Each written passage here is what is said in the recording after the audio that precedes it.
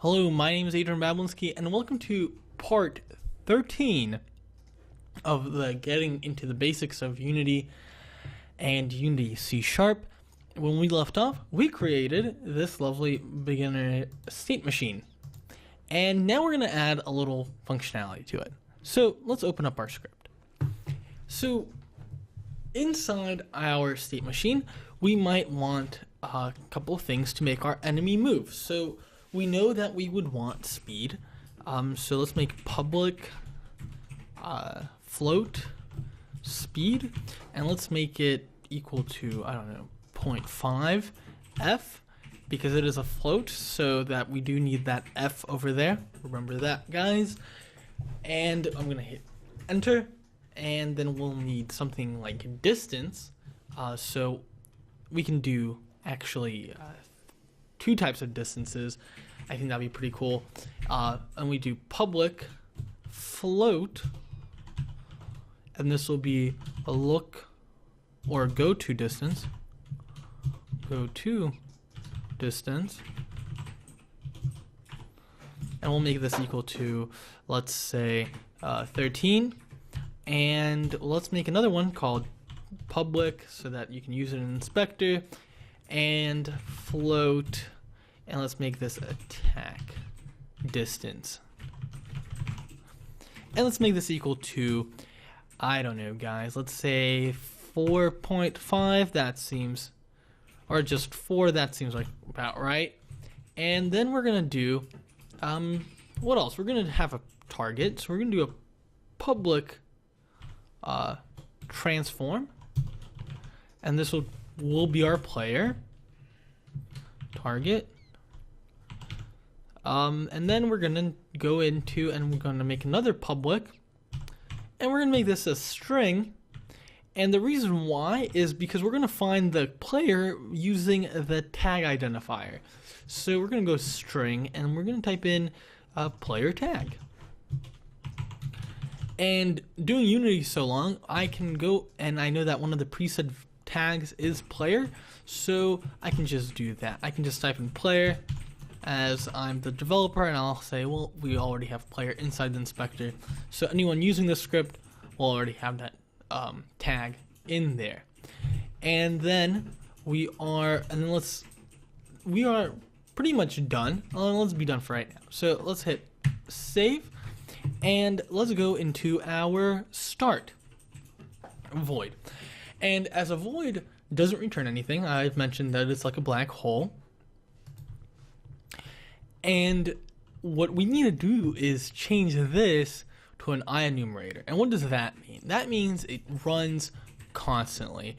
Not an IEnumerator doesn't. You can start an IEnumerator from, let's say, any void or any script, but the start IEnumerator starts when the code starts and used for initialization. So with that, well, let's change this to an enumerator, and let's change this IEnumerator, not enumerable enumerator, and supports a single over a non-generic collection. Doesn't tell you a whole lot, but I just explained it to you. And here, and the reason why this is a squiggly line is because it has to return a value. So we can do something called while true, and that will set it this while true. So a while loop does something as a condition is met. So while true, meaning that the script is enabled. Otherwise, it might continue with the script being not enabled, and that will be bad. So let's put our little brackets, since it is like an if statement. And now we're going to get a little bit into our coroutine. State machine, not coroutine. Coroutine is something different. We're creating a state machine. So to do that, we need a switch, right? So if I'm typing in switch, it'll be something that's constantly switching, and we put our little braces or parentheses there. And what is our switch? What switches? Our variable called cur state.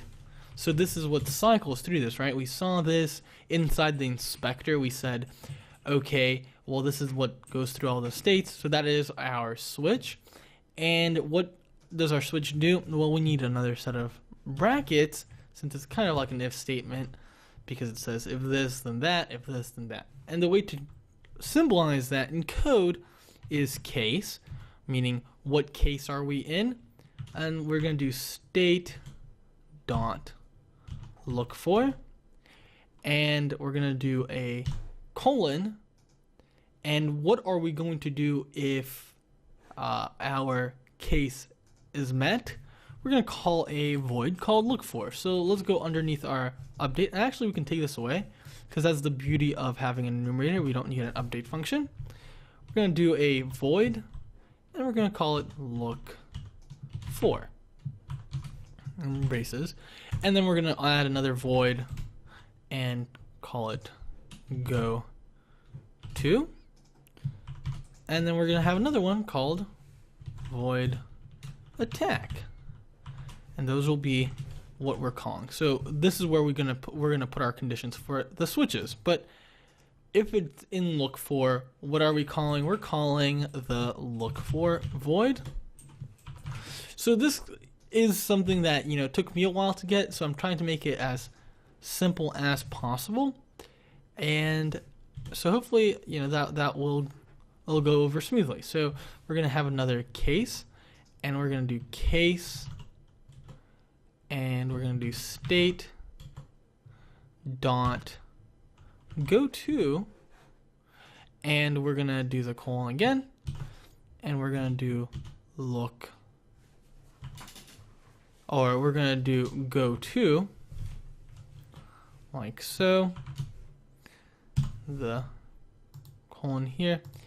And the reason why we're getting these squiggly lines is because we're not adding the keyword break, which simply means we're ending this loop.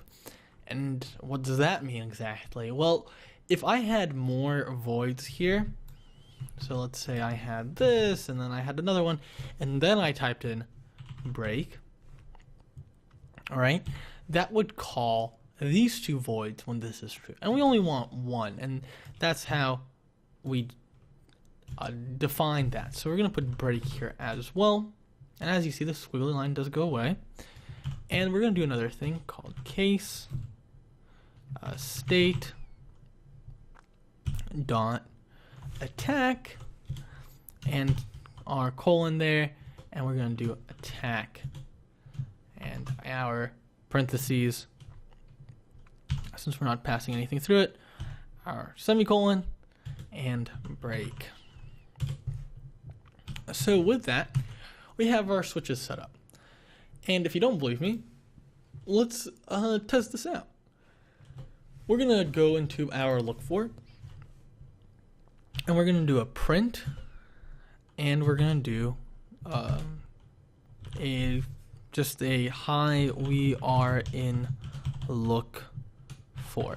And this print with parentheses just calls out when it's in the function. So you'll see how that looks. It'll open up in the console. So we can just copy this, and we can hit enter here, and we can do hi, we are in go to, hi, we are in attack. And before you even test it out, I suggest that you do one thing, because it does, the IR enumerator just have to return something. If it doesn't, it'll just continue adding up, and it'll switch through these constantly, and it will crash your computer. So the way to get out of that is just return a anything. Well, and I'm going to return a 0, so yield, because it has to yield because it's an IR enumerator, and that's what you just need to return, and then 0. And then semicolon. And the reason why you need yield, there's a specific reason, but I'm not going to go too far into it and confuse everybody. You just need this at the end of your IR enumerator. or at the end of your while statement. So this is our switch, and this is our while right here. And I'm going to save this off, and I'm going to go into our Unity, and I'm going to hit play, and we're going to grab my console here, and as I go to attack, goes to attack, and when I go, or go to, goes to go to, and when I go to attack, it goes to attack. And basically now we can say, you know, we're in look for, and then switch to here, and then this will happen, and then this will happen. And that's a really nice way of doing AI. So that is it for part 12. See us in part 13, where we go and attack our look for function.